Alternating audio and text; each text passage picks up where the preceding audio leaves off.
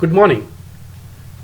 In the previous session, we were discussing about the steam stifling, specifically basket steam stifling. Let us continue the steam stifling. The second one is barrel steam stifling. See, in this method, instead of the bamboo basket, a convenient sized metal barrel is used for steaming. The barrel, which is permanently fixed over an oven, is provided with a platform inside on the bottom plate on which it is kept for basket filled with fresh cocoons for steaming. The barrel is also provided with a close fitting lid to cover, see here, to cover the barrel when steaming is in progress. Water is poured into the barrel to about 2/3 height of the platform. See, platform which is constructed within the barrel and boiled over a fire in the oven below. When the water starts steaming, the basket loaded with about 15 to 20 kg of fresh cocoons is placed on the platform in the barrel and the barrel lid securely closed to prevent escape of steam. Due to increasing temperature and pressure of steam building up, cocoons are stifled in about 10 to 15 minutes. Next is chamber steaming.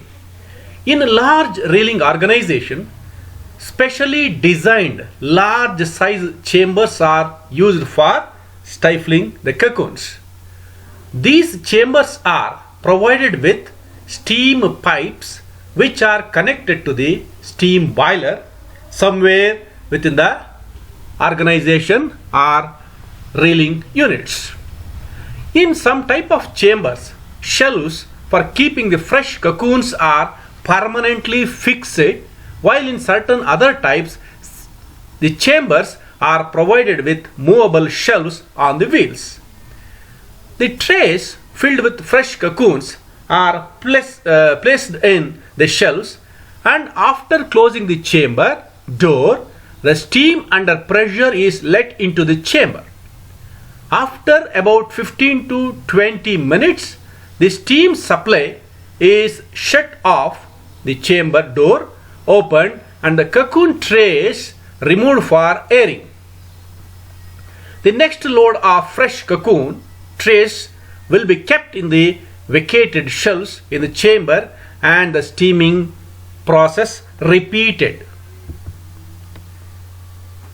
Under these stifling methods, specifically steam stifling methods, we have both some advantages and disadvantages. First of all, advantages is only one, that is investment is less when compared to hot air drying technique. Don't compare with the sun drying. Okay, advantages is the investment is less when compared to hot air drying technique. Disadvantages are, number one, steam stifling only kills the pupa inside the cocoon and does not dry it. Actually, moisture content will be increases after steaming. Okay, so this steam stifling only kills the pupa inside and does not dry it. Number two, steamed cocoons are preserved in thin layers in trays. Because these steamed cocoons contain large quantity of moisture, you should not fill in a basket or bags. So it should be preserved in a thin layer in trays. Number three, additional labor is employed. Additional labor is required for giving frequent turnings to the cocoons in storage in order to prevent mold attack. So if the moisture content is more, then definitely there is a mold attack. So additional labor is required for giving the frequent turnings of the cocoons in storage room. Number four, if the humidity in the storeroom increases, again that leads to mold attack. So the storeroom should have adequate aeration facility. Number five, the damaged wet pupae decompose rapidly because it's a biological material. It should be damaged, decomposed rapidly because it contains large quantity of water, dead one, so you should take extra care. Then prolonged exposure of fresh cocoons to wet hot steam also denatures cells in the cocoon. So this leads to wastage of silk during reeling process. So prolonged exposure of fresh cocoons to wet hot steam, it should be avoided. Number 7, steamed cocoons cannot be reeled immediately because sericin is wet, so that leads to wastage of raw silk. So steamed cocoon should not be reeled immediately, it should be exposed for complete drying. Okay, the last one is, hence the cocoons are aired for at least 2 to 3 days for seasoning before storing. See, these are some of the disadvantages falls under steam stifling. Next is hot air dryer. In sericulturally advanced countries, stifling of cocoons by steam has been largely replaced by hot air, which also dries the stifled cocoons. You know the meaning of stifling. Stifling is nothing but the killing the pupae just to prevent the moth emergence. In case of steam stifling, this hot, wet moisture or steam only kills the pupae, but it will not dry the cocoon. But here, in this method, this hot air drying technique, first point, it kills the pupae, also dries the stifled cocoons. This method of stifling and drying the cocoon is known as hot air conditioning or hot air drying. So hot air conditioning is carried out in specially designed chambers with the twin objectives of killing the pupae and drying the cocoons either fully or partially depending upon the requirement of the reeling establishment. Of this hot air drying technique, number 1 is shelf, carrier or cabinet type.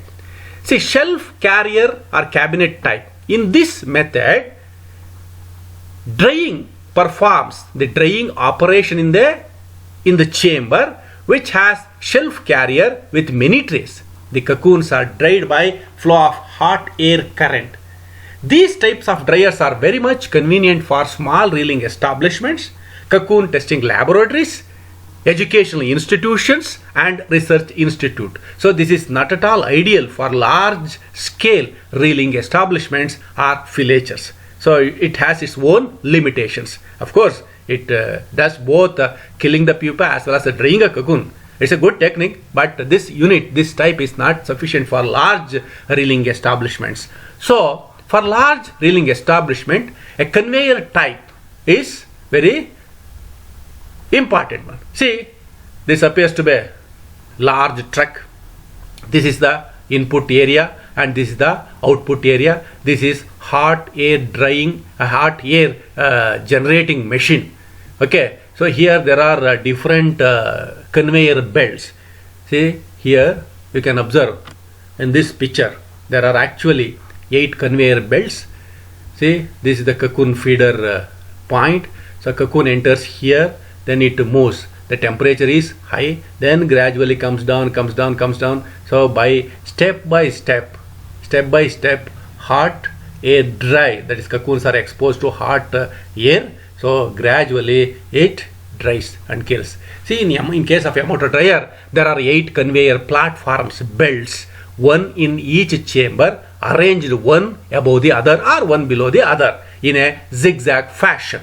See, in the first chamber, the temperature is 93 to 95 degrees centigrade. In the second chamber, 84 to 85 degrees centigrade. In the third chamber, 82 to 82 degrees centigrade. In the fourth chamber, 77 to 80 degrees centigrade. And in the fifth chamber, 74 to 75 degrees centigrade. Gradually, there is a reduction in the temperature. In the succeeding 3 shelves, the temperature is 65, 54 and 60 degree centigrade. And here the gradual cooling of the cocoons occurs along with the drying of the remaining moisture in the cocoons.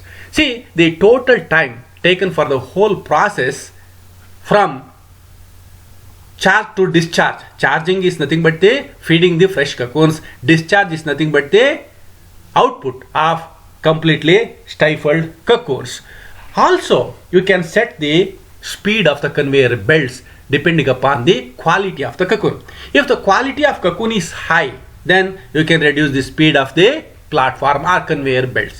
If the cocoons are less in quality, flaky in nature, if they are multi into bivoltine hybrids, then you can also speed up the conveyor speed. Okay, depending upon the requirement, you can change it. Say this is the diagrammatic representation of a specifically Yamato type of hot air drying machine. Next is other methods. See, first one is sun drying, second one is steam stifling, third one is hot air drying. See, these three methods are more popular. The other methods are infrared rays, cold air killing, radio waves killing, poisonous gases. These are not at all used in commercial organizations or establishments. Just for in research institutes or academic purpose, we can have a knowledge on these methods. After cocoon stifling, cocoon should be preserved till the reeling. So storage of cocoons is an important problem, especially when the stifled cocoons have to be stored for a very long period, as in case of univoltine areas or pure bivoltine areas, or when the seasonal conditions are unfavorable in case of temperate zones. Dermestid beetle, it feeds on the fat content of the pupae, and to do so it cut the silk shell and damages the cocoons. So storage navel madbeku immediately after stifling, that should be stored or preserved in a specific rooms. ಎಲ್ಲಿವರೆಗೆ ನಾವು reeling use ಮಾಡೋ ತನಕನೂ ಸಹ ಕಕೂನ್ಸ್ ಅನ್ನ proper ಆಗಿ preserve ಮಾಡಬೇಕು. Otherwise dermestid beetle ಇದೆಯಲ್ಲ, so it feeds on pupae, ಪ್ಯೂಪನ ಫೀಡ್ ಮಾಡುತ್ತೆ. ಪ್ಯೂಪ ಎಲ್ಲಿರುತ್ತೆ? ಕಕೂನ್ ಒಳಗಿರುತ್ತೆ. So to enter into the cocoon shell, it should cut the cocoon shell. So it damages the continuity of the silk filament, so it becomes useless. So ಏನು ಮಾಡಬೇಕು ಅದಕ್ಕೆ? Next ಹೇಳ್ತೀನಿ. Next damages due to mould ಅಂತ ಅಂದರೆ fungal attack ಆಗ್ತಕ್ಕಂತಹ chances ಇರುತ್ತೆ. Precautions ಏನು ತಗೋಬೇಕು? Number one, complete desiccation of cocoons. So hot air dried cocoons can be stored for any length of duration. Even sun dried cocoons can be stored for any length of duration, because here moisture content is nil or very less. Then relative humidity does not rise above 70%, because if the relative humidity, room humidity is more, then there is a chances are development of molds, various molds. So RH should not rise above 70 degree centigrade. The store room must have good ventilation, because if you are maintaining very good ventilation, then the chances of fungal attack or mold attack is very less. Then the cocoon should be given regular and frequent turnings in case of steam stifled cocoons, not in case of hot air dried cocoons. So cocoon should be given regular and frequent turnings in case of steam stifled cocoons. When fumigants are used, care should be taken to keep the doors and windows open until all the traces of fumigants are removed, because some of the fumigants, for example, formaldehyde gas is a very good fixative. So it damages it hardens the cocoon shell or cocoon filament. So when you are using such a fumigants, care should be taken to keep the doors and windows open until all the traces of fumigants are removed. After storage, before reeling, the cocoons should be sorted out. Although the rearers sort out the defective cocoons before taking the cocoon product to the market, there may still be a small percentage of defective cocoons. These may be enlisted as, that is, thin and stained, outer stained, inner stained, double cocoons, deformed, loose shell, and so on. These various types of defective cocoons should be sorted out. Okay, thank you. I will stop it here. Next chapter, cocoon cooking.